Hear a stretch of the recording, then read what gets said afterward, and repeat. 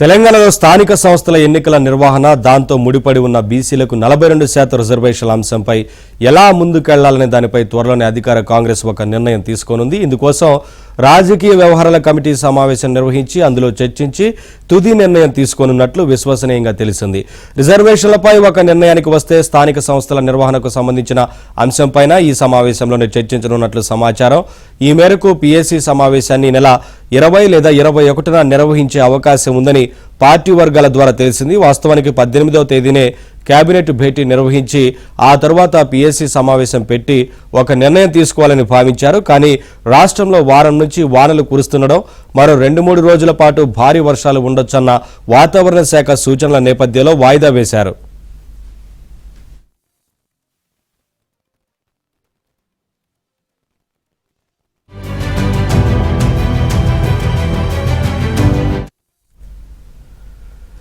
వర్షాకాల అసెంబ్లీ సమావేశాలు ఈ నెల చివరి వారంలో ప్రారంభమయ్యే అవకాశాలున్నట్లు సమాచారం. ఈసారి సభలో బీసీల రిజర్వేషన్లు, స్థానిక ఎన్నికలతో పాటు కాళేశ్వరం ప్రాజెక్టుపై విచారణ కమిషన్ ఇచ్చిన నివేదిక కూడా ప్రధాన అంశం కానుంది. ఆ నివేదికను సభలో మొత్తం సభ్యులందరికీ అందించి దానిపై చర్చ పెట్టనున్నారు.